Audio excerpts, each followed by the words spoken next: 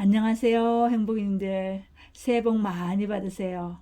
새해는 더욱더 건강하시고, 더욱더 즐거운 일 많이 생기고, 더욱더 좋은 일 많이 생기고, 소망하시는 모든 일 이루어지시기를 바래요.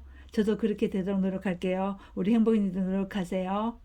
그리고 더 다정해지고, 더 친절해지고, 더 용감해지고, 더 씩씩해지고, 더 훌륭해지고, 더 따뜻해지는 그런 사람이 되어요. 사랑합니다. 오늘은 올리버 섹스의 발음하기가 좀 어려워요. 이름이 좀, 그쵸. 어렵죠, 발음하기가. 대충 알아들어 주세요. 올리버 씨가 쓴, 아내를 모자로 착각한 남자 중에서 인도로 가는 길을 읽을 거예요. 올리버 씨는 1933년도에 영국 런던에서 태어나요. 그래갖고 그 런던의 대영 제국의 그 후손들 있죠. 대영 제국의 유물들의 덕을 많이 봐요. 자연사 박물관 같은 데 가지고 막 밤을 새고 막 그러거든요.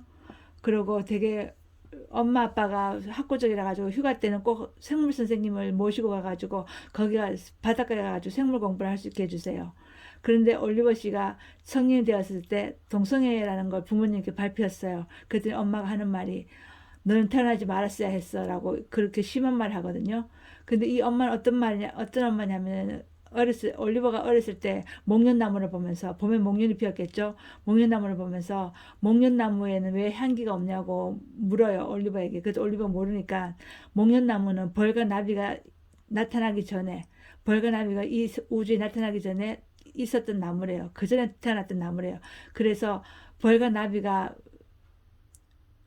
목련나무를 해서 일해주지 않아도 목련나무를 위해서 개미가 일해준다는 거예요. 그러니까 개미가 벌과 나비보다 더 먼저 태어났다는 거죠. 진화상으로. 그 정도로 학구적이고 멋있는 엄마였는데 엄마가 의사였어요. 엄마도. 그런데 올리버 섹스가 성 정체성을 얘기했을 때 존재 자체를 부정해요. 그래서 올리버 씨가 미국으로 이주를 하거든요. 그래서 미국에서 살아요. 미국에서 살면서 엄청난 책들을 내죠. 뮤지코필리아, 편두통, 나는 침대에서 다리를 주었다 이런 책도 내고, 가장 흥미로운 책은 아내를 모자로 착각한 남자가 되게 흥미롭죠. 어떻게 모자로 착각했는지, 모자로 착각했다면 어떤 행동을 했는지 궁금하죠. 오늘 아내를 모자로 착각한 남자는 올리버의 진료실에 가지고 진료가 다 끝난 다음에 모자 쓰려고 하다가 아내의 머리카락을 집어 들어 가지고 모자를 쓰려고 하는 그 장면에서 이 제목이 나와요. 오늘은 인도로 가는 길 읽어볼게요. 인도로 가는 길은 19살 뇌종양에 걸려가지고 사망하는 아가씨의 얘기인데 되게 슬퍼요. 한번 읽어볼게요. 같이 읽어요. 인도로 가는 길. 바가완디 피는 악성 뇌종양에 걸려 1978년에 우리 의료원에 입원한 19세 인도 소녀이다. 종양, 더 정확하게 별악교 세포종이 처음 발견된 것은 그녀가 7살 때였는데 그때만 해도 그다지 악성도 아니었고 다른 곳으로 전이되지도 않은 상태라서 수술로 완전히 제거되었다. 그 덕분에 기능도 완전히 회복되었고 그녀는 일상생활로 돌아올 수 있었다.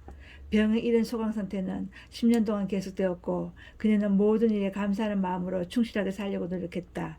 그녀는 자신의 머릿속에 시한폭탄이 들어있다는 사실을 알고 있었다.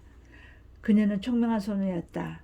18세에 종양이 다시 발병했고 훨씬 더 공격적이고 악성이 되어서 이제 더는 제거할 수 없었다.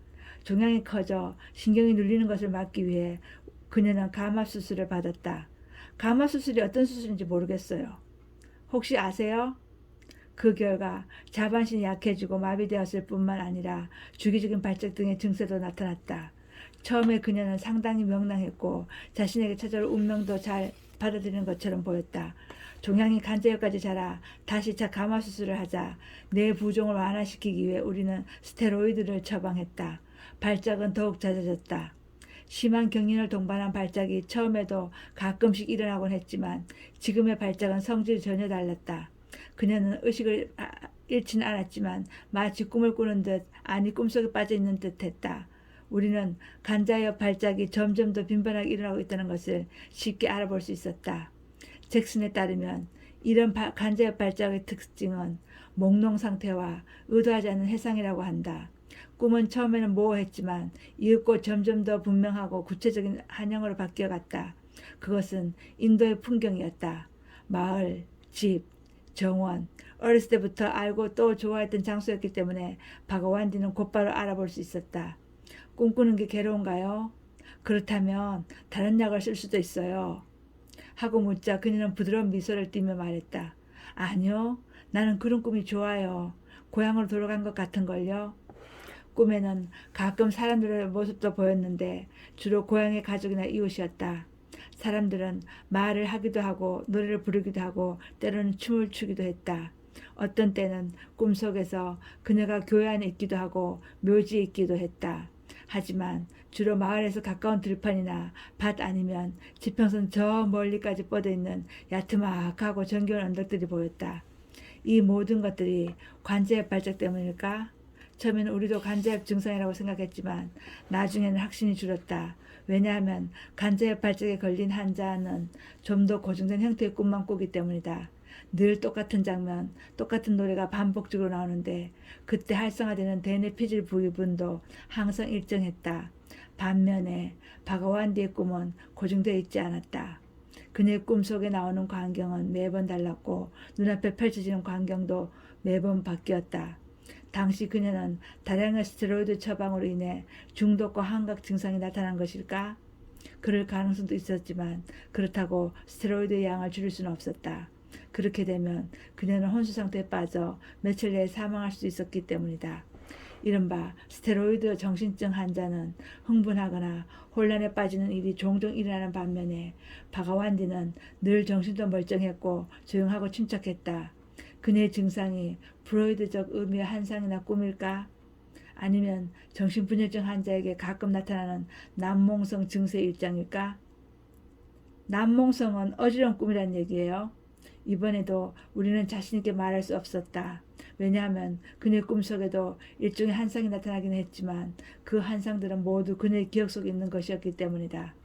그것들은 제정신 상태의 정상적인 의식과 병에서 나타났으며 정신이 지나치게 한 곳에만 쏠리거나 격렬한 충동 때문은 분명 아니었다.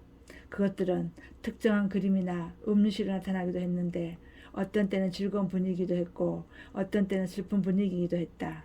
그리고 가끔은 사랑과 보살핌 속에 지내던 어린 시절의 기억이 떠올랐다가 사라지기도 했다. 시간이 지날수록 꿈과 환상은 점점 더 빈번해지고 심해졌다. 가끔씩 나타나던 것이 이제는 거의 하루 종일 지속되었다. 그녀는 마치 최면 상태라도 빠진 듯이 넋이 나가 있었는데 눈을 감고 있을 때도 있었고 눈을 뜨고 있을 때도 있었지만 얼굴에는 항상 알 듯 모를 듯 어렴풋한 미소를 띠고 있었다. 볼 일이 있어서 누군가가 그녀에게 다가가 뭔가를 물으면 그녀는 즉시 정신을 차리고 예의 바르게 대답했지만 지극히 현실적인 직원들조차도 그녀가 자신들과는 다른 세계에 있으니 방해해서는 안 되겠다는 느낌을 받을 정도였다. 호기심이 생기기는 했지만 나도 그들과 똑같은 느낌을 받았기 때문에 뭔가를 좀 더 자세히 알아봐야겠다고 나서기가 꺼려졌다. 그러나 정말로 딱 한 번을 물어본 적이 있었다. 바가완디야, 무슨 일이 나고 있는 거죠? 그러자 그녀가 대답했다. 죽어가고 있어요. 저는 고향으로 가고 있어요. 제가 왔던 곳으로 돌아가는 거예요. 어쩌면 이런 게 기양일지도 모르죠. 한 주가 지나자 바가완디는 이제 더 이상 외부의 자극에 반응하지 않았다. 마치 자기 자신만의 세계에 푹 빠져 있는 것 같았다. 눈을 감고 있었지만 얼굴에는 여전히 행복한 미소를 연하게 띠고 있었다. 한 직원이 말했다. 바가완디 양은 고향으로 돌아가고 있어요. 곧 거기에 도착할 거예요. 사흘 후 그녀가 죽었다. 아니, 어쩌면 인도로 가는 여행을 이제 막 끝냈다고 하는 편이 더 나을지도 모른다. 어때요? 뇌종양에 걸려가지고 죽어가는 한 소녀의 이야기죠. 참 슬프죠. 사흘 후 그녀가 죽었다. 아니, 어쩌면 인도로 가는 여행을 이제 막 끝냈다고 하는 편이 더 나을지도 모른다. 바가완디 양은 7살에 뇌종양이 생겼는데 18살 때 재발했죠. 18살 때 재발했을 때 악성으로 재발해가지고 감압 수술을 받았죠. 2번씩이나. 그런데도 제대로 회복을 못했죠. 그리고 똑같은 꿈을 꾸는 거죠. 인도 고향에 대한 꿈을. 그리고 인도 고향에 대한 꿈을 꾸면서 몽롱한 상태로 있다가 돌아가신 거예요. 그쵸? 행복이님들, 우리 아프지 말아요. 우리 건강하게 살다가 우리의 마지막을 즐거운 마음으로 맞이해요. 행복님들 사랑합니다.